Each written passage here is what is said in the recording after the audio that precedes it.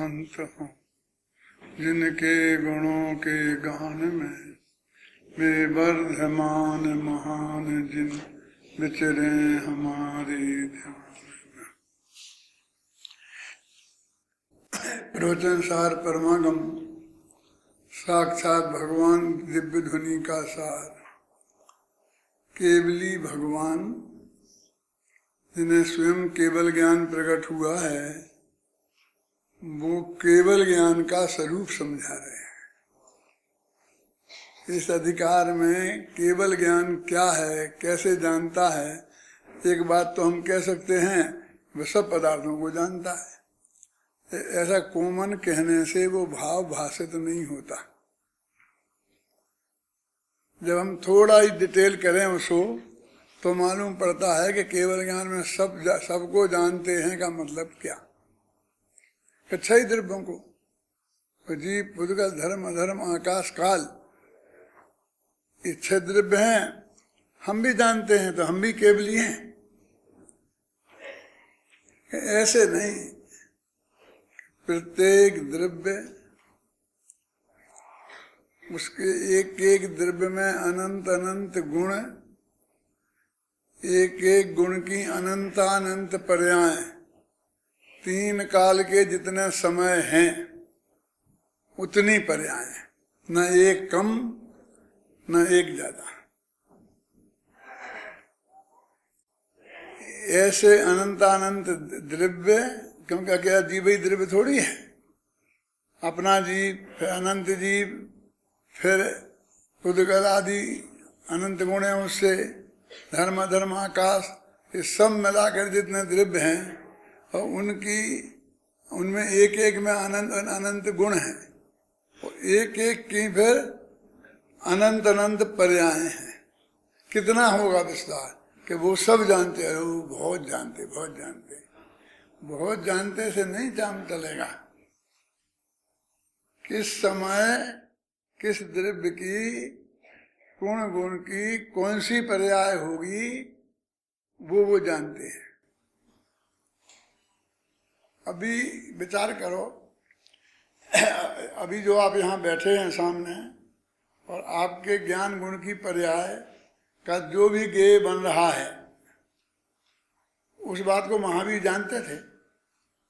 वे बता सकते थे कि इस सभा में इतने लोग आएंगे और फला फला आएगा, वो कहाँ बैठेगा, उसको बैठने की जगह क्यों उसके आगे पीछे कौन बैठेगा, वो सब ऐसी फालतू की बात है। भाई सब का मतलब क्या है?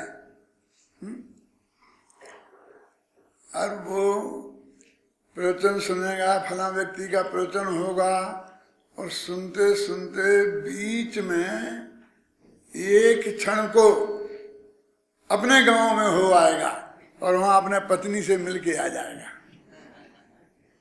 क्यों? वो बात भगवान महावीर जानते कि नहीं जानते? अभी वो जानने वाला भी नहीं जानता, वो भी नहीं जानता कि मेरा उपयोग एक क्षण को यहाँ से हटके कहाँ पहुंच जाएगा। वो खुद ही नहीं जानता, ख्याल में है ना अभी। लेकिन भगवान महावीर जानते थे ऐसा केवल ज्ञान। और हमने यदि अपने उपयोग को वहां नहीं ले गए तो फिर महावीर के ज्ञान का क्या होगा? कि महावीर के ज्ञान का तो जो होगा सो हो जाएगा, लेकिन तेरा क्या होगा?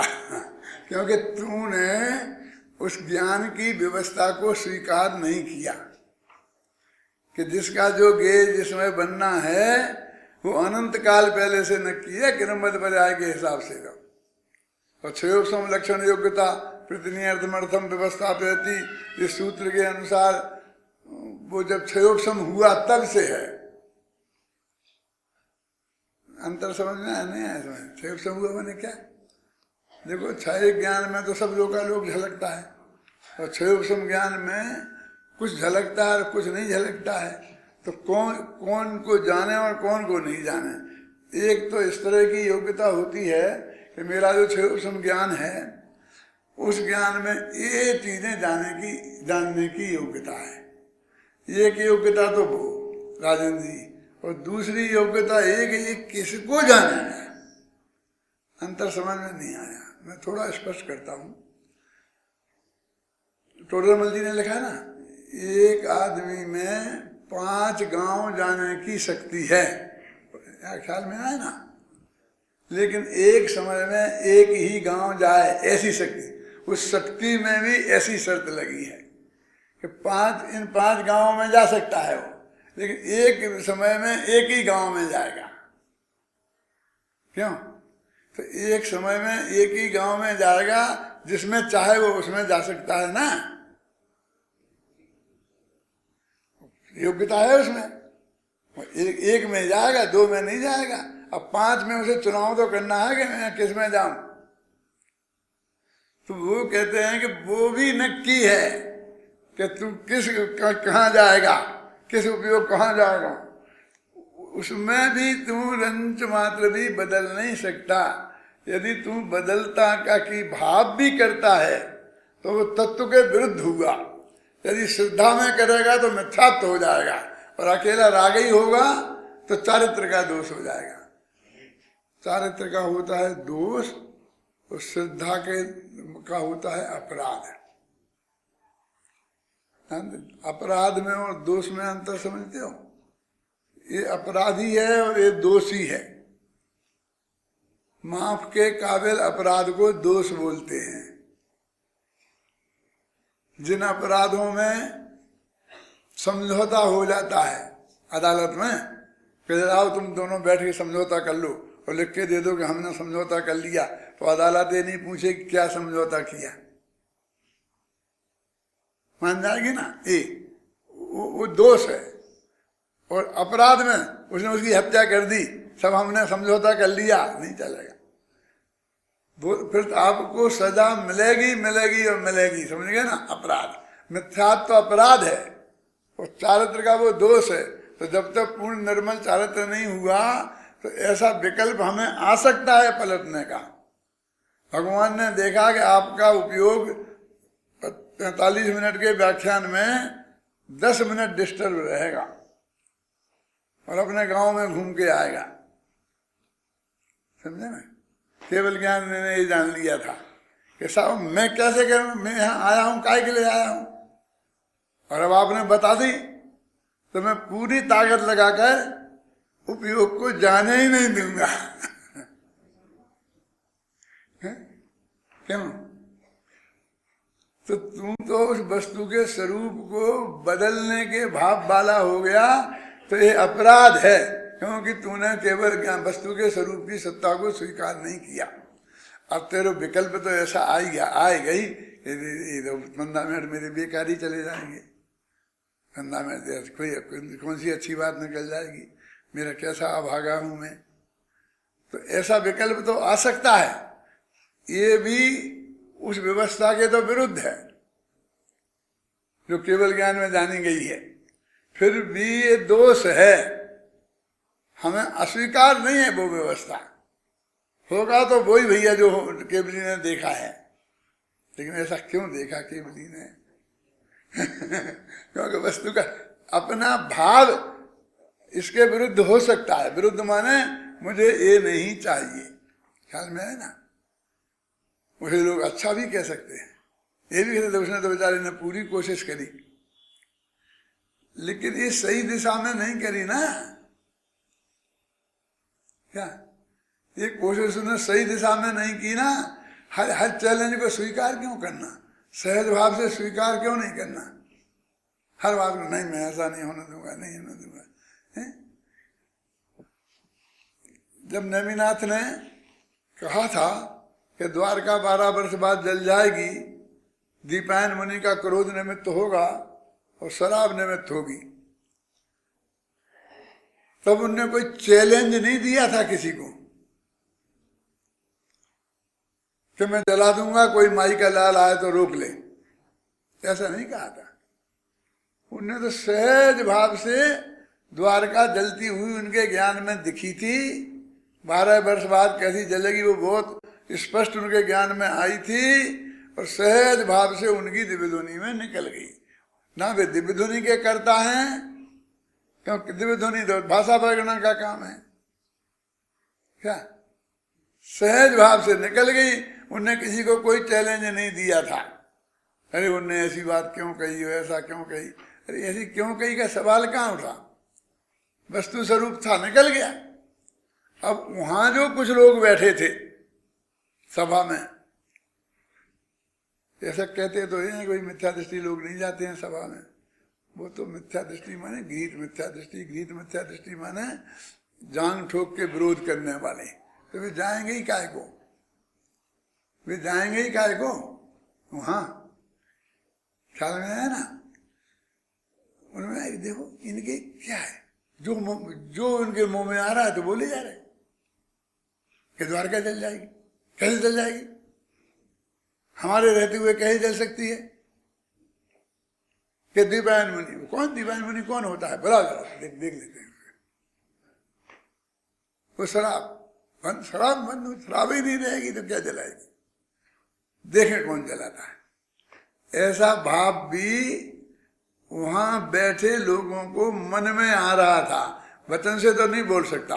भगवान के समोषण में उनका पुण्य प्रताप भी इतना तेज होता है कि किसी की भी बोलने की हिम्मत नहीं होती है। यहाँ भी देखो ना, इतने सब लोग बैठे हैं और किसी को कोई बात नहीं जचे तो उसको कुछ कहने का भाव आए, लेकिन हिम्मत नहीं होती तो नहीं बोलता है, क्यों है? समझिए ना आप। तो छोटा मोटा वक्ता बैठा हो तो गला पकड़ लेता है, तुमने ऐसा क्यों किया, ऐसा क्या, ये गलत है, ये गलत है, कुछ भी बेचारे को एक कदम आगे नहीं बढ़ने देता है। वो ये नहीं समझता है कि मैं जनमानी के विरुद्ध पाप कर रहा हूं, वो तो बेचारा जनमानी पढ़ के सुना रहा है, क्यों। और बड़ा वक्ता हो, गुरुदेव साहब नहीं हो, तो किसकी हिम्मत थी कि वो कुछ बोले हैं। पंडित हिम्मत भाई थे ना सोनगढ़ में, तो वो गुरुदेव उनकी तरफ देखते, कोई बात कहते ऐसी जो उन्हें लगती कि ये नहीं है और शायद इनको जचे कि नहीं जचे, इनकी राय समझना चाहिए, उनको भी विकल्प आ जाता तो ऐसा देखते। क्या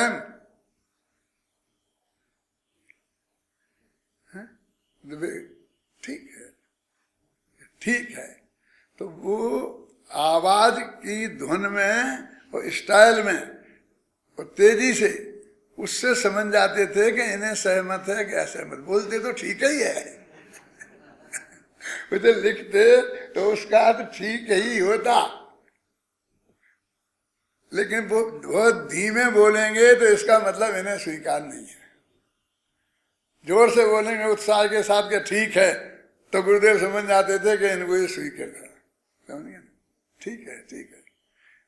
तो लोग कहते थे अपने यहाँ तो ठीक है, मैंने बढ़िया ही होता है ना हिंदुस्तान में, गुजरात में ठीक है का अर्थ उतना बढ़िया नहीं होता है, बढ़िया होता ही नहीं है।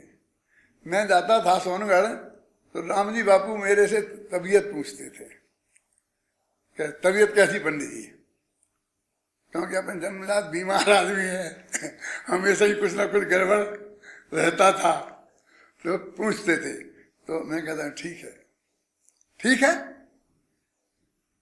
क्या हुआ, अरे ठीक है ना, पर ठीक है माने ठीक नहीं है ऐसा अर्थ होता है। हर दफे ऐसा होता, मैं भी भूल जाता, वो वही बोलता और वो भी वही बोलते कि ठीक नहीं है तो क्या है, फिर बताते हमारे यहाँ ठीक नहीं है का ऐसा अर्थ होता है, ठीक है ना, तो क्या बढ़िया एकदम अच्छा ऐसा बोलना चाहिए, आप समझिए ना, ठीक है। और ठीक है माने समझ गए अब क्या है, ठीक नहीं है और ठीक ठीक है, दो दफा ठीक ठीक बोला तो क्या होता था आप लोग भी तो गए हैं ना गुरुदेव के पास, तो उनकी कुछ भाषा भी तो सीखी होगी ठीक ठीक है, ठीक ठीक है माने बहुत खराब है क्या, और फिर चलता है, समझ गए ना आपकी बात मेरे कहने का अर्थ ये है कि हमारे मन में जो भाव होते हैं विरोध की बात बोलता हूँ, तो एक तो श्रद्धा के लेवल पर होना, फिर एक चारित्र के लेवल पर होना, फिर उसमें भी मंद तीव्रता के लेवल पर होना, तो कौन का क्या स्थान है और उसका क्या अर्थ है, हमें ये समझना पड़ेगा। है? वो कहते सर्वज्ञता का स्वरूप समझना। दो चीजें जानना बहुत जरूरी है। दो चीजें आपने जानी तो पूरा जैन दर्शन जाना, गारंटी से आपको मोक्ष होगा। सम्यक दर्शन तो तत्काल होगा। कौन कौन सी दो चीजें? एक द्रव्य स्वभाव माने ज्ञान स्वभाव, और एक ज्ञान पर्याय की पूर्ण निर्मल दशा। आप समझे ना? इन दो चीजें जानी बस, इनको बोलते हैं एक सर्वज्ञ स्वभाव और एक सर्वज्ञता। ये दोनों का ज्ञान करो। जैसा कहा ना 8वीं गाथा में कि जो अरहंत को द्रव्यगुण पर्याय से, अरहंत को जानते माने वो जो 8 प्रातिहार वाले 34 सत्सय वाले नहीं। कौन? सर्वज्ञ। अकेला एक सर्वज्ञता, ज्ञान गुण की निर्मल पर्याय को जानो और उधर ज्ञान स्वभाव को जानो। ज्ञानी ज्ञान को जानना है। ज्ञान माने आत्मा, है ना? आत्मा कैसे जानता है? जो वर्णन चल रहा है ज्ञानाधिकार में, 21वीं गाथा से चल रहा है ना अपना वर्णन, और अपना गए 34वीं 33वीं गाथा तक। तो यहाँ तक एक ही बात कहते आए हैं कि वो आत्मा कैसे जानता। हमारे चित्त में अनेक प्रकार की शंकाएं होती हैं। क्या शंकाएं होती हैं भाई? सबको जानना पड़ेगा। तो हमारी बुद्धि थोड़ी कमजोर रही शुरू से, तो गुरुजी जितना हमें पाठ देते थे वो बहुत भारी लगता था। और दूसरे विद्यार्थियों के हाँ साहब 3 श्लोक याद करके लाना है, हाँ ले आएंगे साहब। और 3 है ना, 3 तो बहुत मुश्किल है। तो ऐसा लगता है सबको जानना। माथे पे 3 साल पड़ जाएं तो समझ ला कि सबको जानना इसे स्वीकार नहीं है। क्यों? आनंद तो छलना चाहिए ना कि ये दिक्कत होगी कि किस किस को जानेंगे हम। तो कोई दिक्कत नहीं होगी, तुम किसी को ही मत जानना, क्योंकि निश्चय से तो आत्मा पर को जानता ही नहीं ना। कुछ मत घबराओ, तुम तो निश्चय में रहो, तो फिर झंझट से बच जाएंगे ना। अरे बे सारे पदार्थ तेरे ज्ञान में झलक जाएंगे, तुझे नहीं जानना है। इसका नाम है प्रतिभासित होता है। झल क्या क्या बोलते हैं? झलकाई जाए छे, क्या बोलते हैं? जनाए जाए छे, इसको बोलते हैं। मैं तेरे माथे पे जानने का बोझा नहीं है, तुम इसकी चिंता मत कर। प्रतिबिंबित हो जाएगा वो, उसमें तुझे कुछ नहीं करना है। ख्याल में है ना? तुझे कुछ नहीं करना है। वो तो ये हम कहते काय को कह रहे थे हमको कि भाई ये होगा, ये बताएं कि नहीं बताएं। तेरा ज्ञान का स्वभाव ऐसा है कि लोकालोक उसमें प्रति समय आएगा।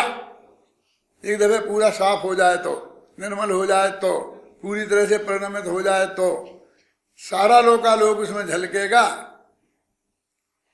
तो मुझे तो नहीं जानना पड़ेगा, बस मैंने जानने से छुट्टी हो गई। अरे भैया वो झलकेगा और तू जानेगा, तो मुझे जानना पड़ेगा नहीं पड़ेगा मरेगा नहीं, तेरे को सहज जानने में आएगा। अब इस सहज जानने को हम कैसे समझाएं कि जिसको कुछ भी बात, जरा भी बात में बोझा ही लगता है। क्यों? मैंने कहा परमात्मा उनसे इतना कह देना है, तुम्हें करना कुछ नहीं है, बस कह देना है। कहना तो है ना कहना तो है ना, क्या कहना तो पड़ेगा। वो कुछ आलसी प्रकृति के ऐसे लोग होते हैं जगत में, हैं? क्यों? कि नहीं नहीं मेरे माथे पे नहीं, मेरे माथे पे नहीं, मेरे कुछ नहीं, मेरे कुछ नहीं। मैं नहीं ऐसा कहता हूँ। मेरे पास लोग आते हैं, एक पर्चा देता है, एक दूसरा पर्चा देता है, एक देता है। एक कहता है कि प्रवचन के बीच में एक कह देना, दूसरा कहता है प्रवचन के पछी एक कह देना, हमारी संस्था के बारे में कह देना, उसके बारे में कह देना। बहुत आते हैं मेरे पास, आप ही लोगों में से। अब मेरे सब मिलने वाले सबके चौका में खाना खा के आया हूं, किस किस को मना करूं? है? जिनका नमक खाया है मना तो कर नहीं सकता। हाँ हूं, करता हूं। और सच्ची बात यह है कि मैं जब प्रवचन करता हूं तो अपने माथे पर कोई बोझा लेकर के मैं प्रवचन नहीं कर सकता।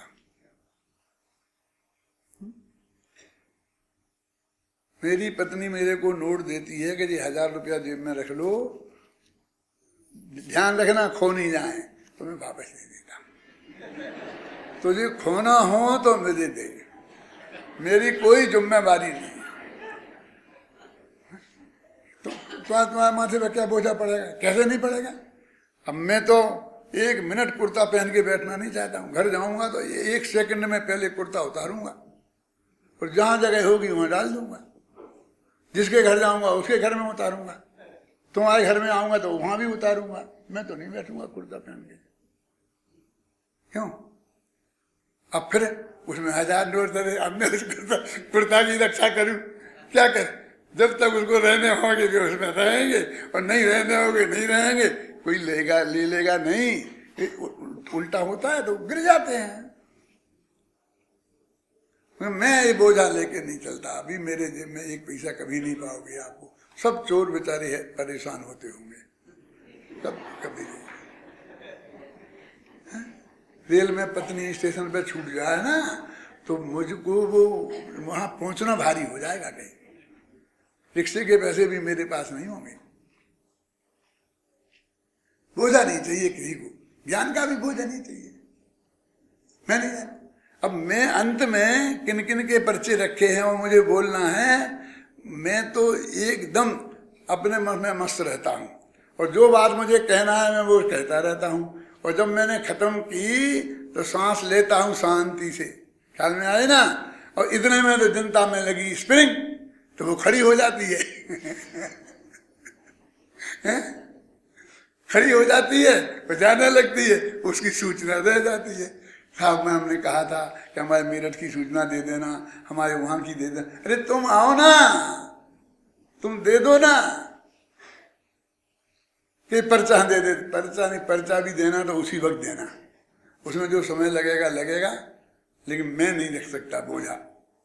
तो इसको हरेक को बोझा नहीं चाहिए। तो जरा सा भी ऐसा लगता है कि लोकालोक मेरे ज्ञान का ये बनेगा तो मेरे माथे पे बोझा होगा, तो वो कहता न रहे बांस न बजे बांसुरी, ये पर को जानने का झंझट ही खत्म करो ना, तो बोझा ही नहीं रहेगा। तो वो बोझा उतारते हैं, ज्ञान नहीं उतारते, बोझा उतारते हैं कि तेरे ज्ञान में वो ऑटोमेटिक आ जाएगा।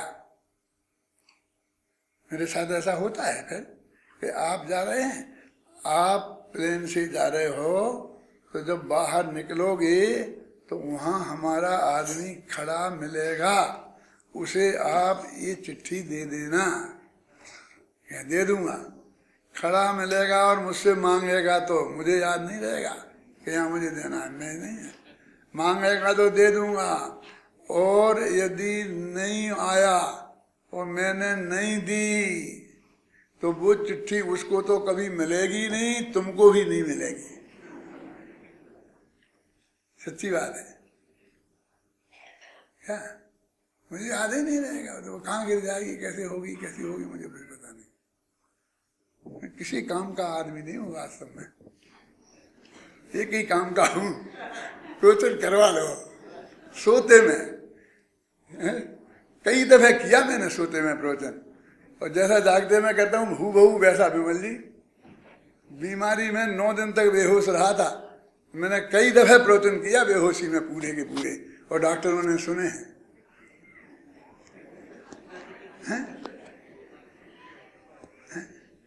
वो डॉक्टर मेरे से जब होश में आए तो बोले वो रिक्शे वाले का क्या हुआ?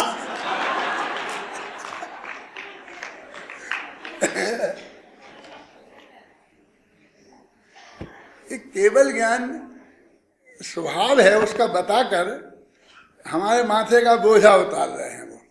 तो उनने पिछले में क्या कही थी कि ना ग्रहण करता है न त्याग करता है, न परिणमाता है, बस निरवशेष। निरवशेष माने कुछ बाकी नहीं बचे, अवशेष माने बाकी, बाकी बचना, और निरवशेष माने कुछ बाकी नहीं बचे। ऐसे सारे लोकालोक को वो जानते हैं। पर ये बात पिछली गाथा में कही थी। अब इस गाथा में क्या कह रहे वो? जो ही सुदेन बिजान दी अपाणम जानगम सहाबेण तमसे केवली मिशनो भणंति लोयपदी बैरा। बोलो, हिंदी में बोलो जरा, गाओ।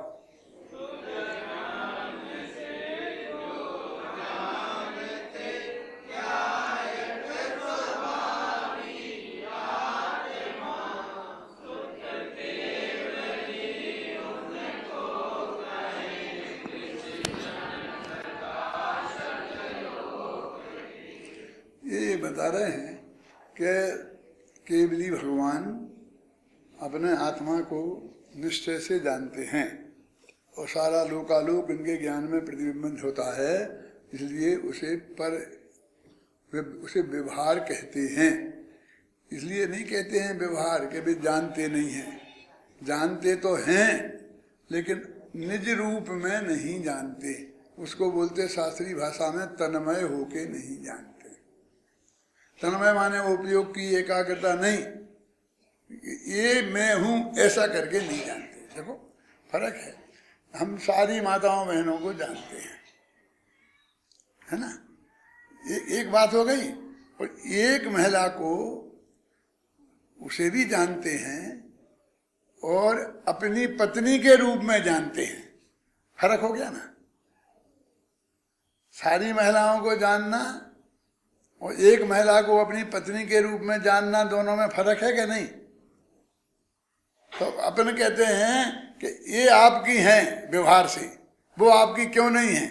क्योंकि हम उन्हें तन्मय होके नहीं जानते। तन्मय होना माने ये हमारी पत्नी है इस रूप में जानना, समझे ना? ऐसी मान्यता, उसको नहीं जानना बोलते हैं।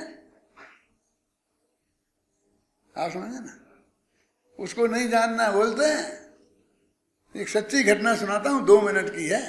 मैं इंदौर में रहता था आज से 48 साल पहले। तो हम एक स्कूल में पढ़ाते थे। उस स्कूल के एक मास्टर जी और हम ऐसे बाजार में साथ में गए तो एक मोक्षु मंडल के अध्यक्ष थे, उनकी कपड़े की दुकान थी, जेलाल चंद उनका नाम था। आप जानते होंगे इंदौर के सब जेलाल चंद को। तो उनकी दुकान पे पहुंचे तो मैंने कुछ कपड़ा लिया और मैंने उनसे कहा लिख लेना। उन्होंने ठीक है पंडित जी।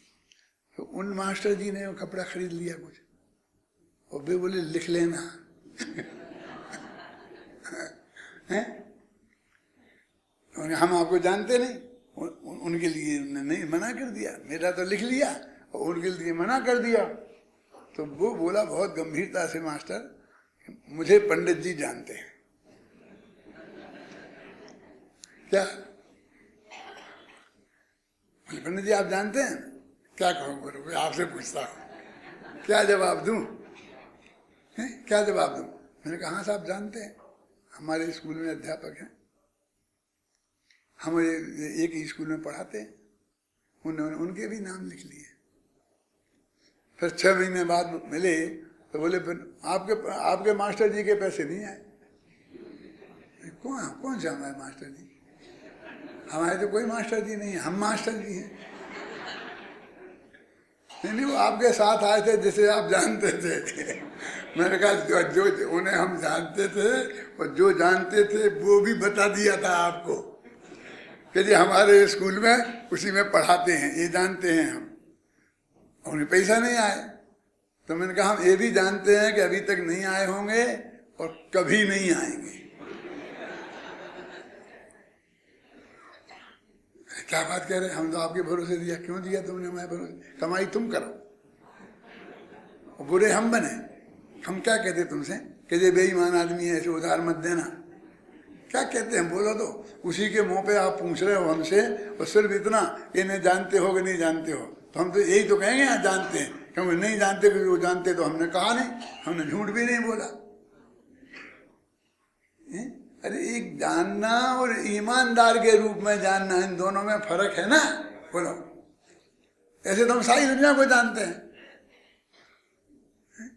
राजेंद्र जी को जानते हैं? हाँ, हम जानते हैं, बहुत अच्छे विद्वान हैं, बहुत अच्छा प्रवचन करते हैं, यदि प्रवचन करने बैठे तो सभा मुग्ध हो जाती है।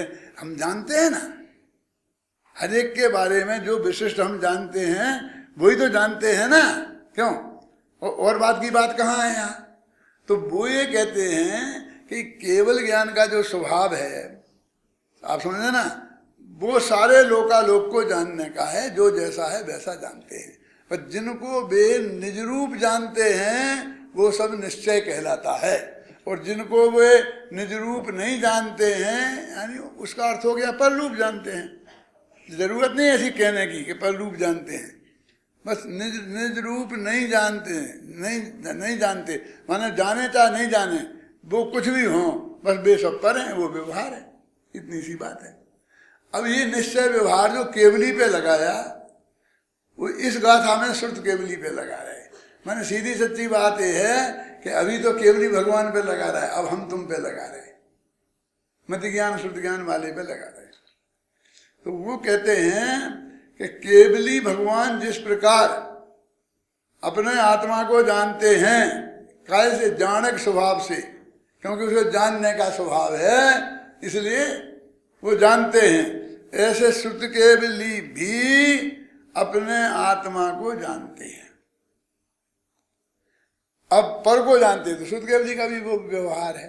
देखो मैं टीका पढ़ता हूं, जो वास्तव में श्रुत ज्ञान के द्वारा स्वभाव से ज्ञायक आत्मा को जानते हैं, उसे लोक के प्रकाशक ऋषिगण श्रुत केवली कहते हैं। अब ये बड़ी समस्या है कि अपने आत्मा को जानते हैं वे निश्चय श्रुत केवली, और द्वादशांग वाणी को जानते हैं वे व्यवहार श्रुत केवली। जो निश्चय से अपने आत्मा को जानते हैं वे केवली, और जो केवल ज्ञान के द्वारा सारे लोकालोक को जानते हैं वे व्यवहार केवली। वे निश्चय केवली, वे व्यवहार केवली। तो जैसे निश्चय व्यवहार केवली पर घटित होता है, वैसा ही निश्चय व्यवहार श्रुत केवली पर भी घटित कर लेना चाहिए। ये गाथा है। इस गाथा में कहने को बहुत है। क्या है? अब देखो, गंभीरता से सुनना, अपना गाथा वाथा नहीं देखेंगे, अब सुनना आप शांति से। वो कहते हैं कि पर को जानना व्यवहार से क्यों, वो तो केवली पे, लेकिन श्रुत केवली पे द्वादशांग का पाठी हो तो व्यवहार से श्रुत केवली, और अकेले आत्मा को जाने तो निश्चय से श्रुत केवली। तो अपन को बहुत सस्ता लगता है, अकेला अपने आत्मा को जानो और असली श्रुत, निश्चय माने असली, असली श्रुत केवली बन जाओ और सारे द्वादशांग रटते रहो। क्यों? और व्यवहार से श्रुत केवली कह रहे हैं। ये झंझट है। और इसलिए बहुत से लोग हर सम्यक दृष्टि को श्रुत केवली मानते हैं, जबकि ये बात सत्य नहीं है। क्यों? क्योंकि अभी इस जगत में सम्यक दृष्टि तो विद्यमान है पंचम काल में, भरत क्षेत्र में भी, लेकिन श्रुत केवली तो नहीं है। भद्रबाहु के बाद तो श्रुत केवली नहीं हुए। यदि आत्मा के अनुभव का नाम निश्चय केवली होता, ख्याल में है ना, केवली हो जाते होते, निश्चय केवली तो है ही, अभी क्यों है वो बताऊंगा, तो फिर अभी कृत केवली होने चाहिए थे। समझ गया? चौथे गुण स्थान में श्रुत केवली होते हैं क्या? नहीं है, नहीं होते। इस क्षेत्र में नहीं होते, मनुष्य भव में नहीं होते, लेकिन देव तो होते हैं ना, इंद्र होते हैं, वे द्वादशांग के पाठी होते हैं, हैं?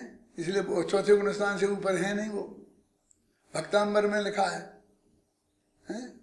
वो कहाँ है? कौन से दूसरे तीसरे छंद में है ना, हैं? तो वो जानते हैं। खैर वो अभी जाने दो, अभी तो अपने मुद्दे की बात ये है कि द्वादशांग के पाठी हुए बिना श्रुत केवली नहीं होते। और वो कहते हैं कि जब निश्चय से आत्मा के जानने का नाम श्रुत केवली है, परिभाषा तो पूर्ण है कि हाँ है, तो ठीक हमें सम्यक दर्शन हो गया तो हम श्रुत केवली हो गए निश्चय से, व्यवहार से ना सही। ऐसा एक पक्ष है और उस पक्ष की बारे माध्यम से बताई है। मैं तो थोड़ी टीका पढ़ूंगा, घबराना नहीं, 5 मिनट का धैर्य रखना, फिर बाद में आपकी सब समझ में आएगा। देखो, अनादि निधन निष्कारण असाधारण स्वसंवेद्यमान चैतन्य सामान्य महिमा के धारक चेतन स्वभाव से एकत्व होने से, यहाँ तक एक वाक्य कोमा लगाओ यहाँ है। अब जिस प्रकार भगवान माने केवली भगवान युगपद परिणमित समस्त चैतन्य विशेष युक्त केवल ज्ञान के द्वारा, ये केवल ज्ञान के विशेषण है कि जिस प्रकार भगवान केवल ज्ञान के द्वारा केवल आत्मा को आत्मा से आत्मा में अनुभव के कारण केवली हैं। एक क्यों केवली हैं, ये 4 लाइन में बताया। फिर एक दफा पढ़ता हूँ, ध्यान से सुनना, फिर मैं अर्थ बताऊंगा शांति से, देखा फिर देखने को नहीं कहूंगा, अभी देख लो एक दफे। अनादि निधन निष्कारण असाधारण संवेद्यमान चैतन्य सामान्य महिमा के धारक चेतन स्वभाव से एकत्व होने से, ये चेतन स्वभाव के विशेषण है सब। कौन कौन? अनादि निधन निष्कारण असाधारण सुसंवेद्यमान चैतन्य सामान्य महिमा के धारक, ये सब ये चैतन्य स्वभाव के विशेषण, चेतन स्वभाव के विशेषण हैं। कहते जैसे एक साथ परिणमित संपूर्ण विशेष, सारी विशेष पर्याय उन्हें एक साथ परिणमित है, माने एक साथ सारा लोकालोक को जानने की सामर्थ्य है। ऐसे केवल ज्ञान के द्वारा केवल आत्मा से आत्मा में अनुभव करने के कारण केवली, वो आत्मा उन्हें जाना इसलिए वो केवली है निश्चय से।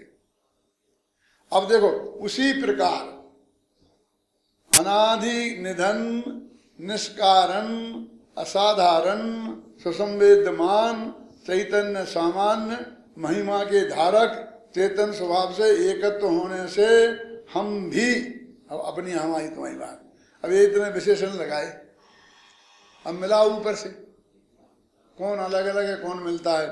अनादि निधन ऊपर था ना वो, अब यहाँ भी अनादि निधन है ना, ऊपर निष्कारण, यहाँ भी नीचे भी निष्कारण है, ऊपर असाधारण नीचे भी असाधारण है, सुसंवेद्यमान नीचे भी सुसंवेद्यमान है, चैतन्य नीचे भी चैतन्य है, सामान्य ऊपर भी सामान्य है, ऊपर भी महिमा के धारक नीचे भी महिमा के धारक है, तो चेतन स्वभाव, चेतन स्वभाव से एकत्व, चेतन स्वभाव से एकत्व होने से, यहाँ तक बिल्कुल वही का वही वाक्य है, द्वारा रिपीट किया है। अब हम पढ़ते जाते हैं, 2 दफे पढ़ लेते हैं, हमारी समझ में नहीं आता है ये रिपीटिशन हो रहा है। क्या रिपीटिशन है तो एक काट दो। माने जो विशेषण केवली भगवान को लगाए वही विशेषण आत्मा के अनुभवी सम्यक दृष्टि को लगाए। वे केवली भगवान अपने केवल आत्मा के द्वारा आत्मा को आत्मा में ये जानते हैं ना, इसलिए वो केवली कहलाते हैं निश्चय से। तो ये भी पर वो केवल ज्ञान के माध्यम से और ये श्रुत ज्ञान के माध्यम से, वो अपने आत्मा को अपने से अपने स्वयं जानते हैं, इसलिए ये श्रुत केवली है। न श्रुत ज्ञान से जाना तो श्रुत केवली, और केवल ज्ञान से जाना तो केवली। देखो पढ़ो आगे भी, हम भी, अब क्रमशः परिणमित, ऊपर लिखा था युगपद परिणमित, देखो मिला। अब केवल ज्ञान और श्रुत ज्ञान का जो अंतर है, तो क्रमशः परिणमित, फिर कतिपय, ऊपर सर्व, ऊपर था सब और नीचे लगा कतिपय माने कुछ, समझ गए ये अंतर? समझना, घर पे भी पढ़ो तो शांति से ऐसा पढ़ना मिलान करके। चैतन्य विशेषों से युक्त श्रुत ज्ञान के द्वारा केवल आत्मा को आत्मा से आत्मा में अनुभव करने के कारण श्रुत केवली हैं, माने केवली के समान ही हैं हम। इसलिए विशेष आकांक्षा से के क्षोभ से बस हो, हम तो स्वरूप निश्चल ही रहते हैं। अब कहते जानने की इच्छा ज्यादा मत करो, विशेष आकांक्षा से बस हो। अब जब जैसे हैं वैसे ही हम, जो उन्हें मिलना था वो हमें मिल गया। उन्हें शुद्ध ज्ञान में था, केवल ज्ञान था तो केवल ज्ञान से मिल गया, हमें शुद्ध ज्ञान का था शुद्ध ज्ञान से मिल गया। अब तुम्हारा काम तो रुका नहीं, तुम भी निश्चय शुद्ध केवली हो गए, समझ गए ना। अब तुमको क्या है जो और जानने की इच्छा है? तो ये जो सारा कथन है अधिक जानने की इच्छा की आकुलता को रोकने के लिए है। क्या समझे ना, निष्कर्ष दिया ना कि विशेष जानने की उसका क्षोभ क्यों करते हो, हमें ये नहीं आता है, ये आता है, ये नहीं आता है। लेकिन तुम्हारा जो तुम्हें शुद्ध केवली बनना है उसके लिए वो जानना जरूरी है ही नहीं निश्चय से। अभी देखो ये बीच वाला सत्य है, अभी यहां पर स्थिर हो जाओ तो फिर मैं आगे बढ़ूंगा। माने केवली व शुद्ध केवली में कोई अंतर नहीं है, ये यहां उन्होंने कितने विशेषण लगा लगा करके बात बताई। वे विशेष क्षोभ की आकांक्षा से बस हो। अब हमें क्या करना? तो अब ऊपर जानने में आ जाता है तो हम क्या करें साहब? कुछ नहीं, आ जाने दो। कि नहीं आया साहब, मत आने दो। तो करे क्या? लाए क्या नहीं लाए? अरे तुम कुछ नहीं करो ना, ऐसा कैसे हो सकता है? क्यों? श्री कृष्ण बलदेव के पास आए कब? जब वे लौट के आ गए थे कौरव पांडवों को समझा समझा के, उनने इनकी एक नहीं सुनी थी, अभी लड़ने को तैयार थे। तो इन्होंने भाई साहब को बुलाया बलदेव को कि भाई साहब अब वे तो मानते नहीं, लड़ाई होगी।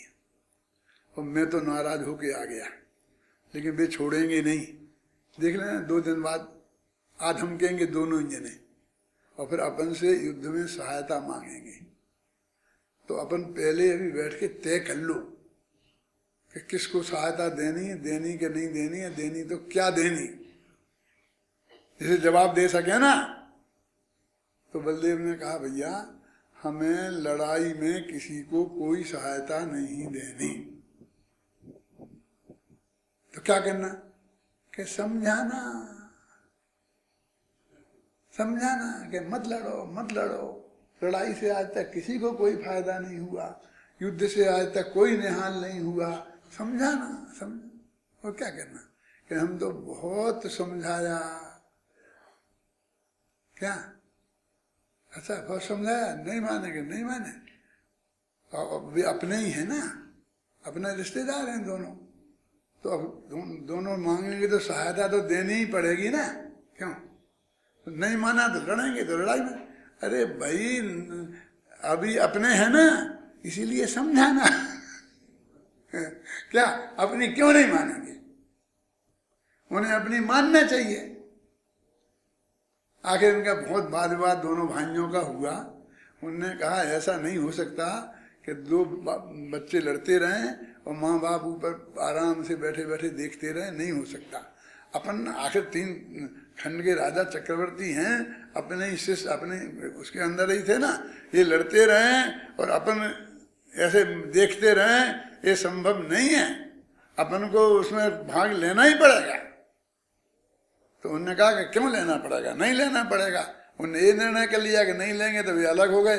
पूरे महाभारत में गायब हैं बलदेव, जब सारी जिंदगी में कभी साथ नहीं छोड़ा उनने श्री कृष्ण का।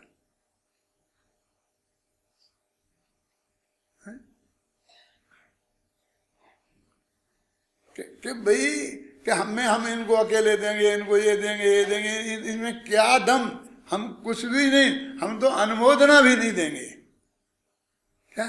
हम तो सम्मति भी नहीं देंगे। क्यों? कि जाओ तुम्हें जो दिखे सो करो, हम तो ऐसा भी नहीं कहेंगे, क्योंकि जो दिखे सो करो, ये इनडायरेक्ट में सम्मति ही है ना। कभी मानेंगे तो नहीं मानेंगे, जो करना उन्हें करने दो, हम कहाँ उसके जिम्मेवार हैं। बलदेव तो ऐसा कह के अलग हो गए। अब वो यहाँ इसको विकल्प में उलझाए, क्या करें क्या करें क्या करें। हम तो नहीं जान, हम तो शुद्ध केवली अकेले आत्मा के जानने से हो गए, लेकिन सारा गेज जानने में आता है। इसका क्या करें कि तुम्हें कुछ नहीं करना है, ये तो हम कह रहे हैं, आने दो। बहुत कुछ नहीं आता है, उसका क्या करें कि मत आने दो, है? और आ जाए तो कि जान लेना, नहीं आए तो नहीं जानना। वो कहते एक ऐसा आदमी है कि यही आदमी सच्चा है। देखो वो कहते केवली के, अब वो जो केवल ज्ञानी है, हमने निश्चय वाले जो बन गए, जरा समझना यहाँ से खराबी शुरू हो रही। वो कहते हम तो निश्चय से शुद्ध केवली सम्यक दृष्टि हो गए, तो अपने गुरुदेव सम्यक दृष्टि थे, तो वे भी निश्चय से शुद्ध केवली हो। क्यों? अब इसका क्या करें कि भद्रबाहु अंतिम शुद्ध केवली थे, और उसके बाद कोई शुद्ध केवली हुआ नहीं। बोलो, अब आगम के आधार पर दिगंबर जैन समाज में किसी भी सम्यक दृष्टि को श्रुत केवली मनवा सकते हो? निश्चय के लिखा है इसमें, आगम है देखो आधार में। अरे भाई तुम आगम पढ़ना नहीं जानते हो तो हम क्या करें। वो तो कह रहे हैं कि श्रुत केवली तो वो ही होता है, ध्यान से सुनना, कौन? जो अंतरंग में आत्मा का अनुभवी हो और बहिरंग में द्वादशांग का पाठी हो, दोनों क्वालिफिकेशन पूरी हो तो वो शुद्ध केवली होता है। समझ गया? और अब उसमें जो आत्मा को जाना, उसके कारण वो निश्चय शुद्ध केवली होता है, और द्वादशांग को जाना, उसके कारण वो व्यवहार शुद्ध केवली। सिर्फ इतनी सी बात है, लेकिन होना दोनों ही चाहिए। माने निश्चय और व्यवहार शुद्ध केवली अलग अलग होते ही नहीं, एक ही व्यक्ति के दो नाम हैं, निश्चय केवली और व्यवहार केवली। बस वो द्वादशांग को जानने के कारण व्यवहार शुद्ध केवली कहलाते हैं, और आत्मा को जानने के कारण निश्चय शुद्ध केवली कहलाते हैं। भद्रबाहु के बाद में कोई द्वादशांग का पाठी नहीं हुआ, इसलिए व्यवहार शुद्ध केवली नहीं है, और तो असम्मा दर्शन है, तो अकेले निश्चय शुद्ध केवली से किसी के शुद्ध केवली संज्ञा नहीं है। अब काम तो पूरा हो ही गया, ऐसा नहीं चलता है।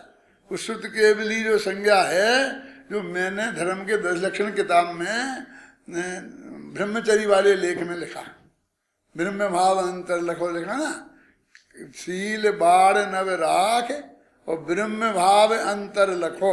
अंदर में भगवान आत्मा का अनुभव, वो ब्रह्मचरी है, ब्रह्मम चरणीति है ना। और बाहर में 9 बार से शील की रक्षा करना, तो कोई कहे वो तो व्यवहार ब्रह्मचरी है, और ये निश्चय है ना। तो हमने आत्मा का अनुभव हो गया, भरत चक्रवर्ती को हो गया था ना, मां के पेट से ही था, छायक सम्यक दृष्टि थे ना, लेके ही आए थे, तो उन्हें बाल ब्रह्मचारी घोषित कर, निश्चय से ब्रह्मचारी तो है ही ना नहीं। ठीक है, 96,000 शादियां करेंगे, अपनी पत्नियां होंगी और ब्रह्मचारी। बोलो आपको स्वीकार है कि नहीं? कि साहब पहले बाहर का नियम होना चाहिए, बिल्कुल पक्का, शादी का सवाल ही नहीं है, तो शादी नहीं करेंगे, पक्का नियम है। अब ब्रह्मचारी पक्के, अब कहने के तो पक्के हैं ही, वो निश्चय वाले तो कहने के भी नहीं है ना, लेकिन वास्तव में आत्मा के अनुभव से ब्रह्मचारी होंगे। तो ब्रह्मचारी भी कौन? जो निश्चय और व्यवहार दोनों व्रत पाले। ऐसा नहीं है कि व्यवहार की क्या जरूरत नहीं है। शील बाढ़ नव राख और ब्रह्म भाव अंतर लखो। इसमें और आपको विशेष विस्तार से देखना हो तो समय सार गाथा 9-10 का अनुशीलन पढ़ना, वहां मैंने बहुत विस्तार से इसकी चर्चा की है। इसमें भी निश्चय शुद्ध केवली व्यवहार शुद्ध केवली है, प्रवचन सार में भी है, पंचास्तिकाय में भी है, हर जगह है वर्णन है। अब एक जगह लिख दिया तो 3-3 जगह फिर कहाँ लिखें?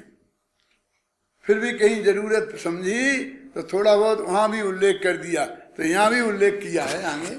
इसे पढ़ोगे तो ये सब लिखा है, देखो पीछे के पेज पे निकालो, पेज नंबर 166, सबसे नीचे की 3 पंक्तियां। समय सार की 9वीं 10वीं गाथा के प्रकरण में भी इस प्रकार के प्रश्न उपस्थित हुआ है। अतः समय सार के अनुशीलन के समय इस प्रकरण पर विस्तार से चर्चा की गई है, जिसका महत्वपूर्ण अंश इस प्रकार है। महत्वपूर्ण अंश इधर भी है और विस्तार से बात उधर है, लेकिन मूल मुद्दे की बात क्या है इतना सब समझ सकते हैं कि निश्चय और व्यवहार केवली हो चाहे श्रुत केवली, दोनों ही होते हैं तब वो कहलाते हैं। यानी वो द्वादशांग का पाठी भी होना जरूरी है और आत्मानुभवी भी होना भी जरूरी है। तब फिर भी ऐसे व्यक्ति को जब वो कहेंगे कि निश्चय शुद्ध केवली क्यों है, क्योंकि वो अपने आत्मा को जानता है, और व्यवहार शुद्ध केवली क्यों है, क्योंकि वो द्वादशांग का पाठी, ऐसा बोलेंगे। वे कहेंगे अनंत भगवान स्वयं को भी जानते हैं और लोकालोक को भी जानते हैं। ख्याल में आई ना दोनों बात, स्वयं को भी जानते हैं और लोकालोक को भी जानते हैं, लेकिन स्वयं को जानने के कारण निश्चय केवली और लोकालोक को जानने के कारण व्यवहार केवली। साहब हमने ठीक है, हम तो निश्चय केवली मानेंगे, व्यवहार केवली नहीं मानेंगे। अरे भाई माना तना का नियम तो दोनों हो तब है। क्यों? आपको 10वीं क्लास तक का ज्ञान भी होना चाहिए और 10वीं क्लास में फर्स्ट डिवीजन पास भी होना चाहिए। हम बुलाते हैं ना सबको, बुला करके विद्यार्थियों को जाओ हमारे महाविद्यालय में भर्ती होना है, वो 10वीं क्लास पास होना चाहिए।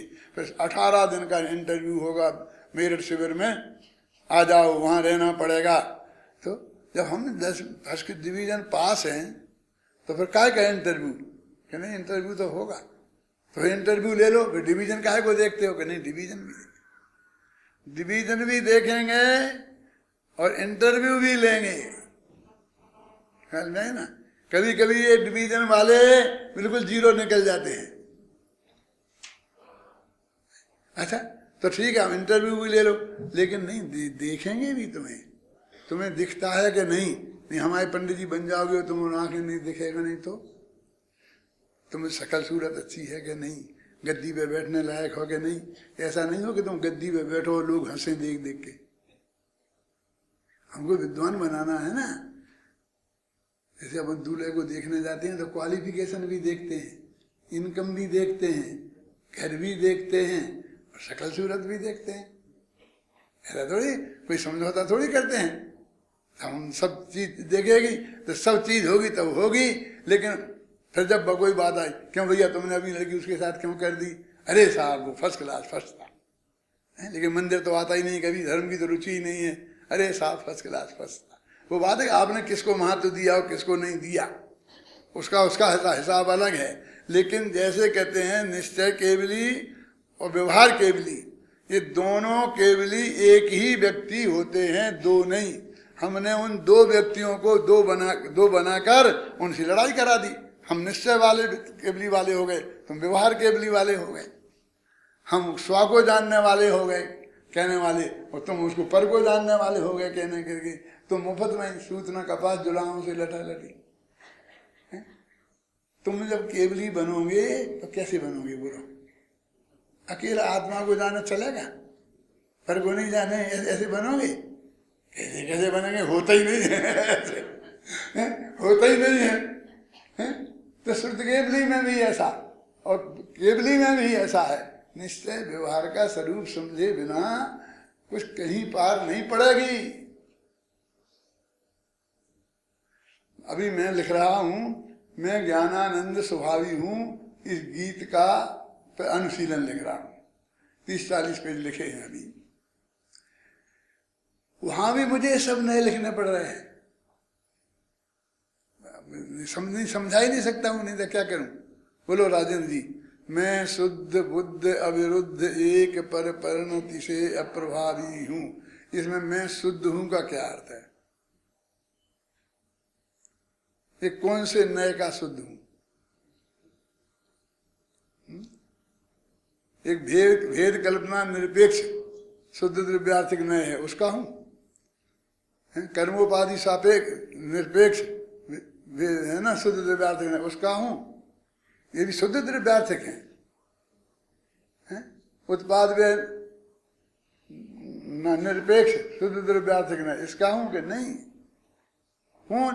परम भावग्राही शुद्ध द्रव्यार्थिक नए, उसका जो विषय है वो शुद्ध है। इस शुद्ध का अर्थ परम शुद्ध निश्चय नए का विषय जो अर्थ है वो है। अब उन्हें समझाने के लिए 4 प्रकार के निश्चय और 10 प्रकार के व्यवहार नहीं द्रव्यार्थिक नए मुझे समझाने पड़ रहे हैं। अब कहोगे इतना लंबा चौड़ा काज में कर दिया, लेकिन वो शुद्ध है ना। शुद्ध शुद्ध तो हमारा तो शुद्ध, हाँ मैं शुद्ध वस्त्र पहन के आई हूँ, तुम्हारे तो वस्त्र शुद्ध होते हैं, तुम शुद्ध थोड़ी होते हो। शुद्ध का चौका होता है ना, है क्यों? धुले वस्त्र पहन लेते ना। अरे कौन सा शुद्ध है ये 25 शुद्ध निकालो विमल जी, और मैं बताऊं कि ये शुद्ध नहीं है। और इस यहाँ के शुद्ध का अर्थ ये शुद्ध है। अब वो कितने लोग समझते हैं? 4 प्रकार के निश्चय नए और 10 प्रकार के द्रव्यार्थिक नए, और उनमें से चौथा निश्चय नए और 10वां द्रव्यार्थिक नए, उनका विषय भूत जो आत्मा है उसका नाम शुद्ध है। मैं शुद्ध बुद्धि अविरुद्ध योग, बोलो क्या करूं? इसके बिना समझा सकते? अच्छा क्या जरूरत थी?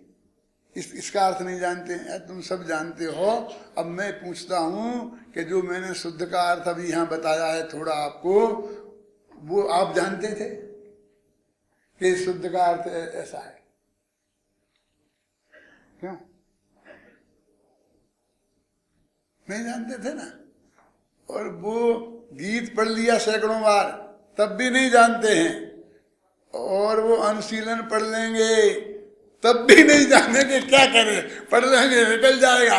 जब तक मैं डंडा मार मार के 2-4 जगह कहूंगा नहीं, ध्यान नहीं दिलाऊंगा कि देखो देखो ये है, तब तक नहीं उतरेगा गली।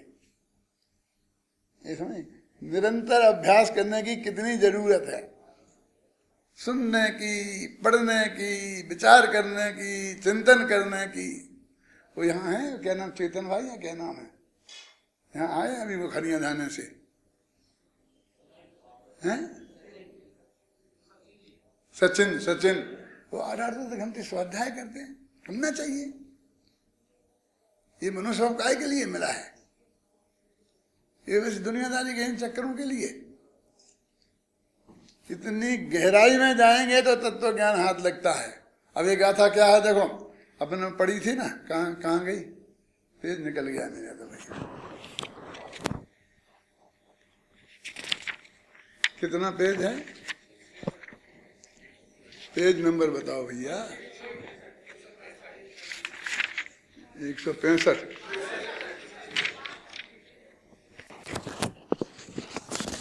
पढ़ो अच्छी तरह से देखो। शुद्ध ज्ञान से जो जानते